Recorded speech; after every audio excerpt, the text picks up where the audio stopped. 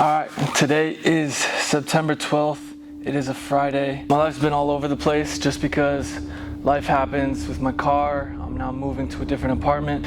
Today, I'm gonna go over my workout. Gonna be more of like a walkthrough workout. For prep for today, we have 4 sets of banded sprints at 85 to 90% effort, and then we're also doing hamstring slides.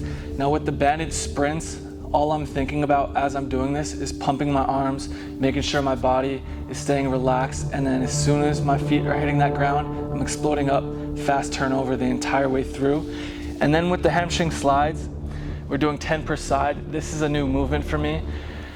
A big thing that I need to work on is mobility, especially in those lengthened positions, just strengthening. Because I have stretched before, but the biggest difference I've noticed with me personally is when I'm strengthening under lengthened positions. You're gonna see I'm not gonna go super far down. I just wanna execute, making sure I'm moving right, targeting the right muscles, feeling that stretch, and then pulling in with my hamstring and not using momentum to pull in. So we're doing 4 sets. Typically with everything that I do, whether it's gymnastics, barbell, Olympic weightlifting, I rest 2 to 3 minutes. Depending on the intention behind the movement, I will give myself more rest because every rep I want to execute to the best of my abilities and not just go through the motions.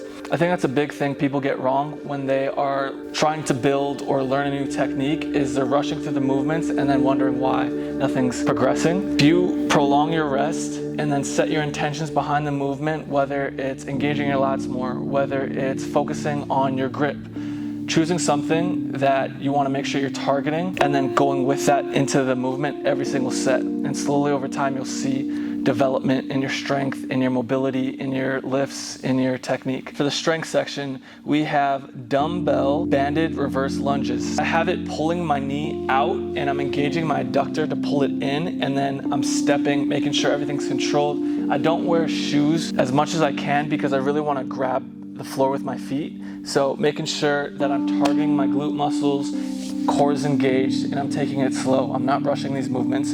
Reps wise, it's 4 sets, 8 reps for 2 sets, and then 6 reps for 2 sets. And that's B1, and then it's supersetted with incline prone barbell rows. With this, it's a 2-second at the top. You're exploding from the hole, holding for 2 seconds, then 2 seconds down, explode from the hole. Now with this, again, I'm going in the movement with intention. So I know I want to make sure I'm holding at that top position for 2 seconds. I'm not rushing it, and as well as slow on the descent, making sure it's controlled, working on that fast twitch, exploding out of the hole. So that is the strength, so that's B1 and B2. And then we're ending the day with the Metcon. This one's a fast paced. For the past 2 days, I've been doing longer training sessions, whether it's 40 to an hour long.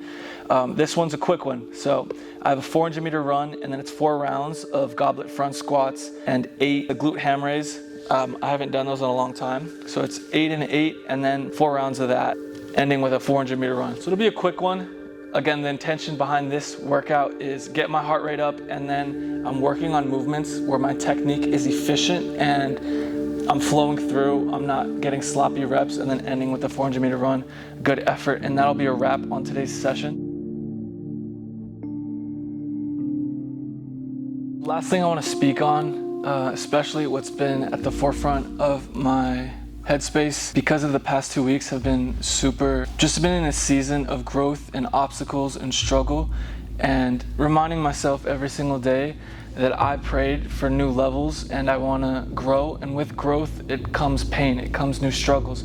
There's a saying, new levels, new devils. So as you excel in life and you're progressing, you're going to face new obstacles, harder obstacles, and all that's doing is fortifying your mind, your body, your spirit, your soul. And it's imperative to remind yourself, when you've asked for a certain life, it's not going to come without difficulty. If you want financial freedom, if you want a new physical capability, if you want to be able to take care of your family, that's going to come with way more struggle versus a life where there's complacency. Not to say that's a life not worth living, but in terms of what I'm going after and my pursuits and the people I want to take care and the change I want to make to the world, I understand that there are going to be struggles I'm going to have to endure, where there will be times where I think about giving up, where life is going to throw me into a storm and I'm not going to know what the heck to do, and that was happening this past month.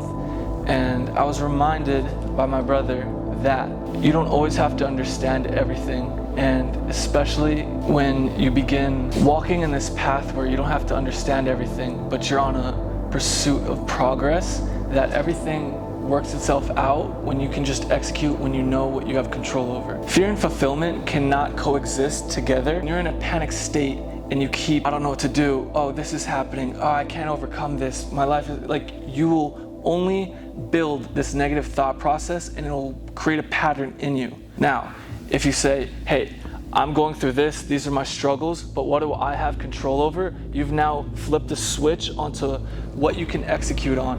You have 24 hours to create a system and structure to build a life that's gonna overcome what you're enduring. And not to say that what you're enduring is something easy that everybody's gonna understand, but at the end of the day, no one is gonna save you at those times, and it's up to you.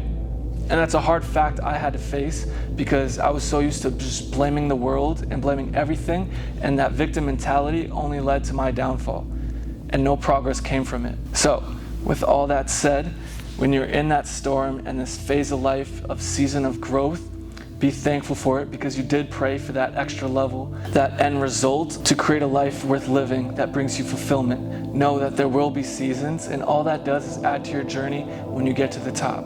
You'll be thankful for the times that you endured, and you'll laugh about the times that you had to go through unthinkable struggles that no one could even fathom or could even acknowledge because they weren't there, and it was just you, and you brought yourself out of that. And with me, this is not to say everyone's the same, because everyone approaches their own problems their own way. I constantly prayed to God during the season of growth that I don't seek the understanding, but I do seek guidance on this path of growth and this relentless pursuit towards my goals.